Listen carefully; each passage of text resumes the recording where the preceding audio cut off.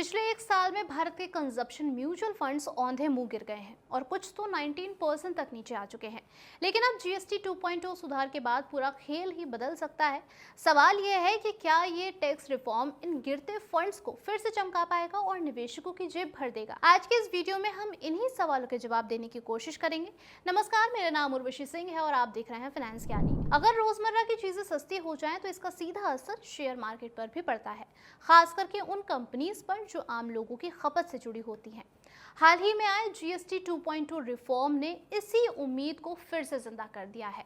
हाल ही में भारत सरकार ने जीएसटी सिस्टम में एक बड़ा बदलाव किया है और अब पहले के 4 टैक्स दरें सिर्फ घटकर 2 रह गई हैं, 5% और 18%।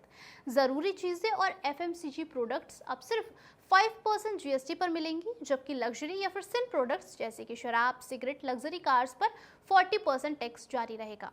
ये नया सिस्टम 22 सितंबर 2025 से लागू हो चुका है और इसका सबसे अहम मतलब ये है कि आम आदमी की रोजमर्रा की चीजें सस्ती होंगी, इसी के साथ खरीद बढ़ेगी और कंपनीज की सेल्स में भी तेजी आ सकती है। पिछले एक साल में देखा जाए तो कंजप्शन म्यूचुअल फंड्स यानी कि ऐसे म्यूचुअल फंड जो एफएमसीजी, ऑटो और कंज्यूमर गुड जैसी कंपनीज में निवेश करती हैं, वो काफी हद तक नीचे आई हैं। एवरेज इन फंड्स का जो रिटर्न है वो -8.84% का रहा है। इसी कड़ी में क्वांट कंजप्शन फंड ने -19.11% का रिटर्न दिया है। वहीं कोटक कंजप्शन फंड ने -3.47% का रिटर्न दिया है। यानी कि अगर आपने इसमें 1 लाख रुपए निवेश किया होता तो अब करीब ये घटकर 91,000 पर रह चुका होता। लेकिन अब जीएसटी सुधारों के बाद एनालिस्ट मान रहे हैं कि आने वाले क्वार्टर में ये ट्रेंड पूरी तरीके से पलट सकता है। अब आपको बताते हैं कि जीएसटी रिफॉर्म के सुधारों के बाद इस पर किस तरीके से असर पड़ेगा। इजी टैक्स स्ट्रक्चर से कंपनीज की कॉस्ट ऑफ डिस्ट्रीब्यूशन घटेगी, यानी कि चीज़ों की कीमतों में गिरावट आएगी। जब एफएमसीजी या फिर ड्यूरेबल सस्ते होते हैं तो इनकी डिमांड बढ़ती है और जब डिमांड बढ़ती है तो इन कंपनियों को रेवेन्यू और प्रॉफिट ऊपर जाता है। इससे इसके शेयर प्राइस और फंड एनएवी दोनों एक साथ बढ़ते हैं। एफएमसीजी, ऑटो, कंज्यूमर ड्यूरेबल्स और रिटेल सेक्टर में आने वाले 1 से 2 सालों में रिकवरी की उम्मीद है। कंजप्शन फंड्स इन सेक्टर्स में भारी निवेश रखते हैं, इसलिए ये सुधार इन फंड्स के लिए एक टर्निंग पॉइंट साबित हो सकते हैं। यहाँ पर एक्सपर्ट्स का सुझाव है कि कंजप्शन फंड्स में उन्हीं इन्वेस्टर्स को रहना चाहिए जो लंबी अवधि का नजरिया रखते हैं, यानी कि ऐसे इन्वेस्टर्स जो कम से कम 3 साल या फिर उससे ज़्यादा का निवेश का नजरिया रखते हैं। अब आपको बताते हैं कि इसमें कौन से फंड्स आते हैं। वर्तमान में देखा जाए तो इस थीम पर कई सारे फंड्स जो हैं वो मार्केट में मौजूद हैं।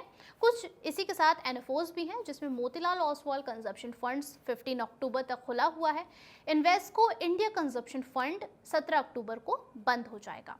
इसी के अलावा प्रेजेंट टाइम में जो मौजूदा फंड्स हैं वो हैं SBI consumption fund, ICICI prudential Bharat consumption fund और निपॉन इंडिया कंजप्शन फंड। बीते 3 सालों के अगर हम एवरेज रिटर्न को देखें तो ये लगभग 14.5% का रहा है।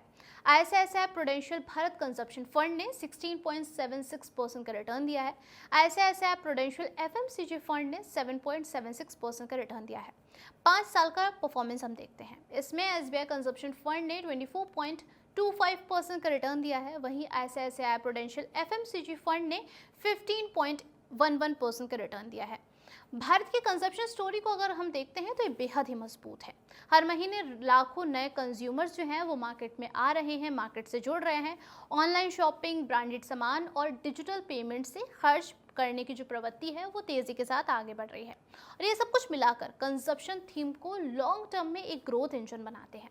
जीएसटी 2.0 सिर्फ टैक्स सुधार नहीं है, बल्कि ये एक ग्रोथ स्टिमुलस है।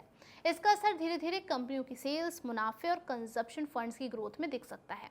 जो निवेशक भारत की बढ़ती खपत पर भरोसा रखते हैं, उनके लिए ये थीम आने वाले सालों में वेल ग्रोथ का एक अच्छा मौका साबित हो सकती है।